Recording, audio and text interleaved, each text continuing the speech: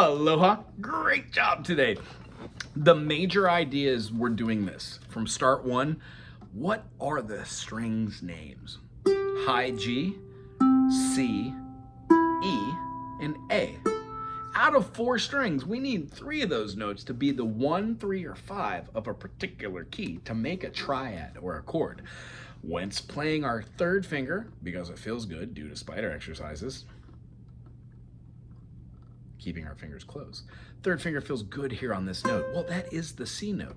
A sharp or B flat, B natural, and then B goes to C. The only 2 places where it goes from a half step naturally is a B note to a C or an E note to an F.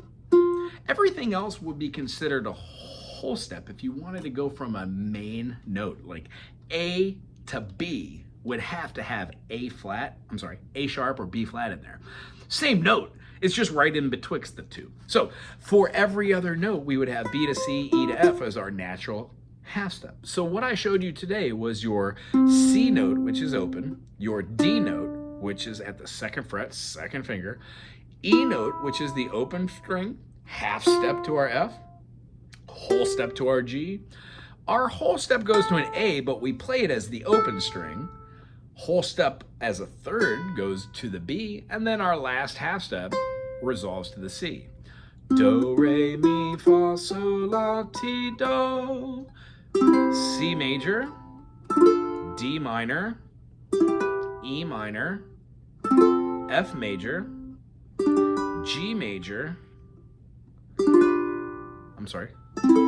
A minor, B diminished, and C. So we learn how playing these chords back and forth. Here's an exercise that will help. C major to an E minor, C major to an E minor. You're going to do this several times. I'd suggest 4 times. After you do it 4 times, let's pick another chord that's in the key of C, possibly a G major, and then go to like a D minor. What it's going to do is going to help you change between chords that are inside of a key signature.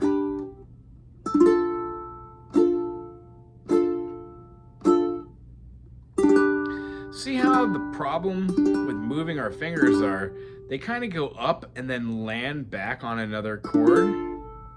We just have to get comfortable writing neuron synapses, which allow us to say, these are 3 fingers, this is a ukulele, I'm in space and time right here, I'm going to put these fingers right there juxtapositionally to each other. At the same time, in rhythm going up and down and playing it and breathing and thinking, we're also going to move those fingers in time and place them all together in congress. It's a very weird concept, playing an instrument. You're doing a great job. Keep going with the concept that an open C, D, open E, half step to F, whole step to G, open A, B, and then half step to C is your C major, D minor, E minor, F major, G major, A minor, B diminished, and then your C again. Almost all of these progressions will be made out of there. On a piece of paper, if you've written down these, or you just know your do, re, mi, fa, sol, la, ti, do, you can pick any of those, put them in any order, and form a progression. So for me, on a piece of paper, would you do that? Write down maybe 4 to 8 chords in a row, and then try and play them. They could be, let's see here. What do we have? It's C major, D minor, E minor. What happens is when we play this, our B diminished is looking like our G7, but if you were to change keys, you could still do this progression. We'll talk more about it next week, but what I'd really like you to do is just try and progression on your own, write it down, and then we will continue with a little bit of sight reading and talk about some really fun concepts, including this one. If we play a C major and we walk it down, we still have a C, E, and a G, which is a triad, but now our other C, because there's 2 of them, is now a 7, and then a minor 7, and then a 6, and then a 5, and then a 4, and then a 3, and then a minor 3rd, and then a 2, and these all have intervals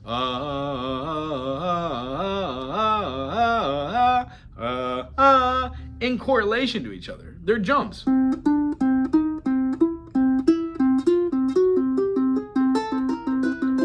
Until we get back to our tonal note for the octave. I just want to talk to you how you can take any chord, C major, turn it into a major 7, or a dominant chord, C7. Works in G major, G major, G major 7, G dominant 7, A major 7, A dominant 7. I'll show you the process on how to do it, and you're going to knock this out of the ballpark as well. Great job today. I'll see you next week.